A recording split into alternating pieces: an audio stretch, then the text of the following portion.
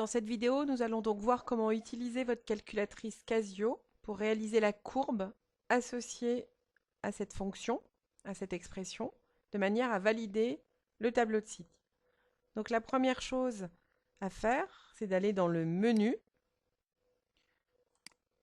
On va déjà aller dans le mode table et on va venir saisir la fonction. Si vous avez déjà des fonctions au préalable, du genre 5x, peu importe, vous mettez dessus, vous faites del, vous effacez. Je vais d'ailleurs en profiter pour mettre ma calculatrice en français.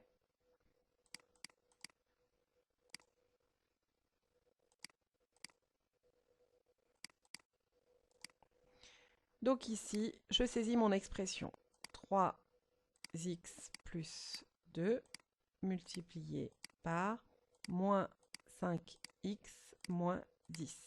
J'en profite pour rappeler que le moins que l'on met devant un nombre qui démarre une expression ou à l'intérieur d'une parenthèse, c'est le moins qui est entre parenthèses en bas. Sinon, vous risquez d'avoir des erreurs de syntaxe.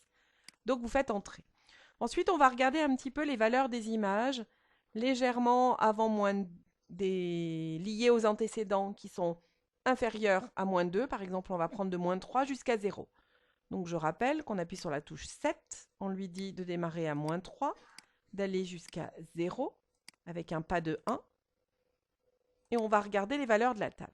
Donc l'image de moins 3, c'est moins 35, l'image de moins 2, c'est 0, l'image de moins 1, c'est 5, l'image de 0, c'est moins 20.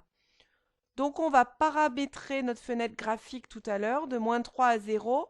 Et puis là, on va partir, on va être légèrement en dessous de moins 35, par exemple, jusqu'à moins 40. Et puis là, on va quand même aller bien au-delà de 5 parce qu'on ne sait pas si c'était monté plus haut ou pas encore.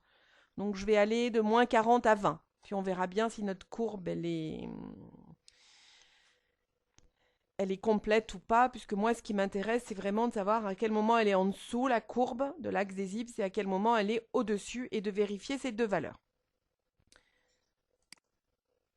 Pardon, excusez-moi. Donc je reviens en arrière, et je vais me mettre sur le mode graphe. Quand j'arrive sur le mode graphe, la première chose à voir, c'est que le égal ici, il est sur fond noir. Donc il faut d'abord que j'appuie sur fond blanc. Si vous ne faites pas ça, quand on va vouloir faire le dessin, ça va mettre erreur de condition. Donc si vous arrive d'avoir ce erreur de condition, c'est qu'en général, vous n'avez pas mis, il n'y a pas le égal, il n'y a pas le petit carré blanc sur le égal. Et on va venir paramétrer notre fenêtre graphique. Vous vous rappelez, V Windows, ça veut dire fenêtre graphique, donc on fait Shift F3. Donc on a dit qu'on voulait aller de moins 3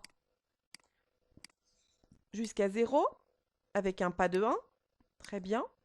Et en Y, on a dit qu'on voulait aller de moins 40 à 20, et on va prendre un pas de 10. Et là, on va lui demander le dessin. Et on voit apparaître notre courbe.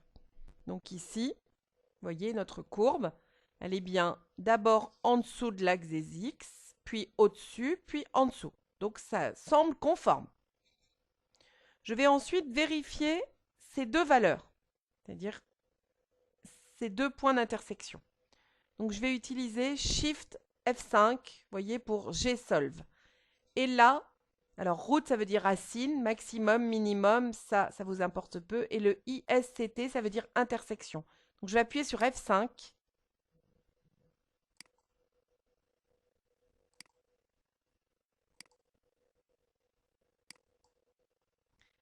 Et je vais faire entrer. Et ça ne marche pas. Donc je vais rappuyer sur Shift Gsolve.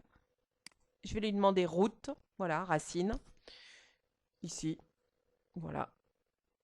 C'était pas intersection cette fois-ci, parce que j'avais qu'une courbe. Ça s'appelle les racines. Donc il vous donne la première ici. Et quand vous faites ça, normalement, il vient se mettre sur la deuxième. Donc vous voyez que les deux points, le moins 2, 0, ça corrobore votre tableau. Le moins 0,66667 et le y égale à 0, c'est le deuxième, puisque ça, c'est moins 2 tiers. Donc voilà comment vous pouvez vérifier que la courbe que vous obtenez sur votre calculette est bien conforme à celle-ci. L'outil intersection, je crois qu'on peut l'utiliser si on a deux fonctions. Et ici, on en avait qu'une. On le reverra. Rendez-vous à la prochaine vidéo et envoyez-moi le graphique, un des graphiques associés. Ça vous permet vraiment de valider votre tableau de signes.